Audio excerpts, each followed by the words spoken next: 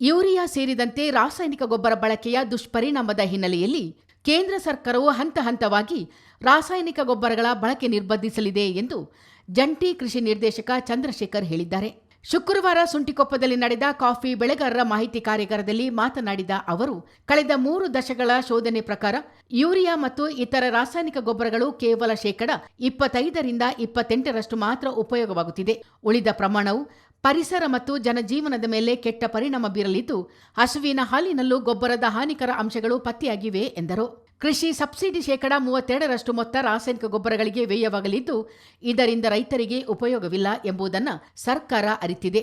ವಿಜ್ಞಾನಿಗಳು ಹೇಳಿದ ಪ್ರಮಾಣಕ್ಕಿಂತ ಹೆಚ್ಚಿನ ರಸಗೊಬ್ಬರವನ್ನು ರೈತರು ಬಳಸುತ್ತಿದ್ದಾರೆ. ಗಡಿ ಜಿಲ್ಲೆಯಾದ ಕೊಡಗಿನಿಂದ ಸಾಕಷ್ಟು ಪ್ರಮಾಣದ ಯೂರಿಯಾ ಮತ್ತು ಇತರ ರಸಗೊಬ್ಬರಗಳು ಕೈಗಾರಿಕೆಗಳಿಗಾಗಿ ಕಳ್ಳಸಾಗಣೆಯಾಗುತ್ತಿದೆ ಎಂದು ಚಂದ್ರಶೇಖರ್ ಮಾಹಿತಿ ನೀಡಿದರು. ಯೂರಿಯಾದಿಂದ ಎಷ್ಟು ಉಪಯೋಗವಾಗಿದೆಯೋ ಅಷ್ಟೇ ಅನಾಹುತಗಳು ಕೂಡ ಆಗ್ತಾ ಇರ್ತಕ್ಕಂಥದ್ದು ಹಲವಾರು ರಿಸರ್ಚ್ನಿಂದ ಬಂದಿರತಕ್ಕಂಥ ಮಾಹಿತಿ.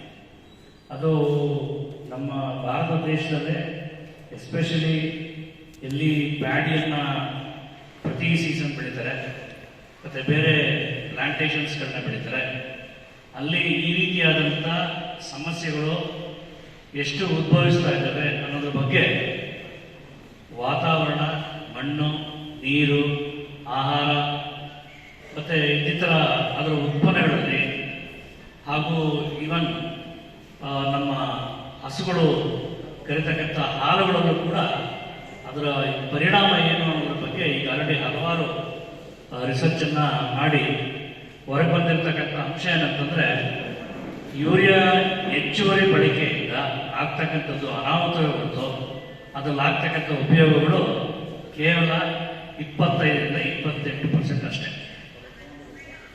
ಇದು ನಿಮ್ಮೆಲ್ಲರಿಗೂ ತಿಳಿಸೋಕ್ಕೆ ಇಚ್ಛೆ ಪಡ್ತೀನಿ ಅಂತಂದರೆ, ಯೂರಿಯಾವನ್ನು ನಾವು ಬಳಕೆ ಮಾಡುವಂಥ ಸಂದರ್ಭದಲ್ಲಿ ಅದು ಉಪಯೋಗ ಆಗ್ತಕ್ಕಂಥದ್ದು 100% ಆಗಲ್ಲ.